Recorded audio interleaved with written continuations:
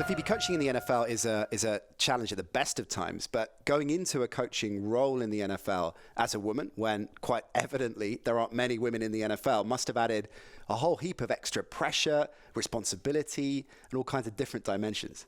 Yeah, so to be honest, I think a lot of the pressure I put on myself more than anyone, because I knew that whatever I did would reflect then on any other females that were trying to get into that position or get into an NFL organization.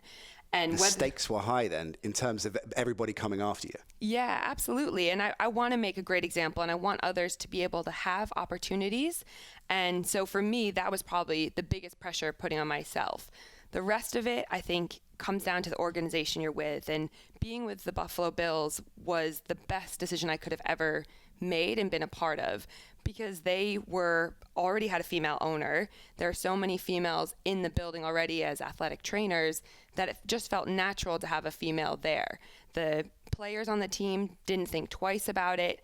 And I think when that's an easy transition like that, you don't even think about the fact that you're a female. You're just a coach who's there to help get people better. And for me, I was very open about the fact that I wanted to help develop myself as well. Do you think that is an issue in the NFL, that there are progressive organizations and there are less progressive organizations? We were chatting to Brittany Gilman on the show, who's an agent now, but back in the day was on Pete Carroll's coaching team at USC, and Pete Carroll, again, obviously a very progressively minded, forward-thinking character. Seattle as a franchise are as well.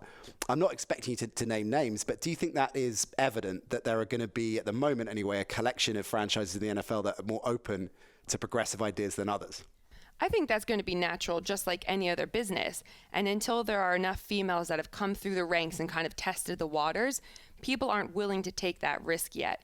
But if you think you can open up that pool by 10% or whatever it may be to females or other minorities, well, how much better could your organization be? And I think for people like the Bills and Buccaneers and the Seahawks, that's what they've done. And they think, well, we aren't looking at everybody as potential. We need to open up our pool and think this person would be fantastic for us and this person will help us win games.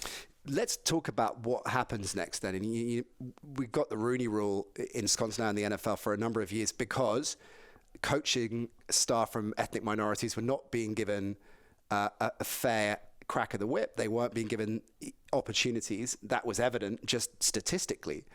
And the Rooney Rule, I guess, divides opinion on how effective it has been. The sentiment is absolutely the right one, but how effective it has been, there seems to be two sides of that argument. Do you think that to further women in the NFL, a similar application needs to happen? There needs to be, I guess, an edict that comes in that gradually starts to encourage front office and NFL owners to be looking at least at the application level, a wider pool of candidates. Yeah, and that's a great first step, right? To take in more applicants and just look at them on face value, what their skill sets are. For me, going through the Bill Walsh Fellowship was a fantastic foot in the door, but once you're in there, it's all about proving yourself and proving that you belong there just as much as anyone else.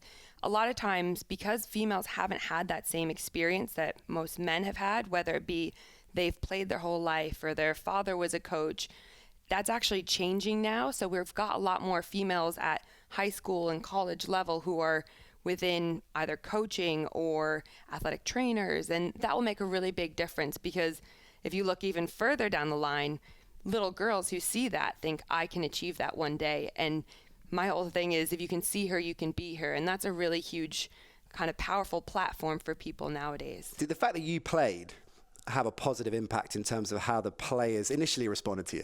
Yeah, so my first year I was with the DBs, and I had Coach Gil Bird, and he's got sons in the league. He's been around for quite some time now, and he ended up taking my not only American football video, but my kabaddi video, because it's all about tackling, right, and showing it to the players. And they were cheering. They were like, oh, she can tackle better than some of you guys. Right. So it was fantastic, definitely, to have that kind of, I guess, platform where they felt, I've been there, I've done that, and I'm not afraid. Even in scout team, I would be on the scout team against the offense as a defensive player. And they were like, oh, she's strong, she does this. She can handle it, yeah. Yeah, and I think it's good to build that kind of reputation with each other. If a male coach hadn't ever played the game, but can demonstrate he can develop a player and make them better, that's usually accepted. Or there are always, I guess, a collection of players that are going to have resistance to that coach, aren't they?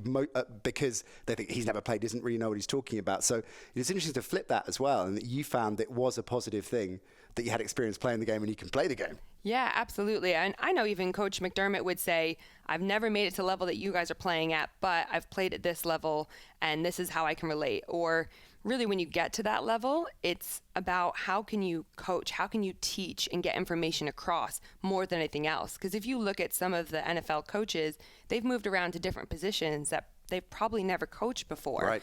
And they're not going to be looked down upon because they've not coached that or played that position. It's how do I now digest all the information I need and then deliver it to you so that you can perform it on Sundays. In terms of the gender question, does it frustrate you a little bit as well that you don't, whilst I know you see it as a real honor being a trailblazer and really embrace that responsibility, does it slightly frustrate you that it is applied and you just want to be considered as a coach and as a player, and that gender should have nothing to do with it? Yeah, and I think one day that will happen. For me, it was more of that imposter syndrome at first, where I felt there's so many other people here that or deserve to be here and have been in the sport for so long that I didn't feel like I belonged or I hadn't earned it yet. But the fact that I've been through the ranks for this many years now and have been asked back and brought on for the season, I think that's the proof is in the pudding really for that. But it's just more, I guess, going forwards, we want to get more females involved, but you want to put the right females in place. And I know the NFL, they have someone called Samantha Rappaport, and she works in diversity and inclusion. And her role is literally to find the right people and help put them in the right roles. So people like Katie Sowers, who's now with the 49ers, Coach Lowe, who's with the Tampa Bay Bucks, Callie Bronson. These are all girls that have come through that same program, who have gone through the interview processes and have been kind of tested and tried in all these different ways to make sure that they're going to be the right person to represent all the other females and open up more doors. What does the NFL look like, say, in 20, 25 years in this respect, do you think? I think we'll have our first female head coach by then. Absolutely. And I think it won't be such a stigma to have females or other minorities involved in the coaching, but in other roles as a GM, we need our first female GM. Right. And I think that's a lot closer than we're anticipating. Again, there's a lot of people that are behind the scenes working these roles or interning in these roles.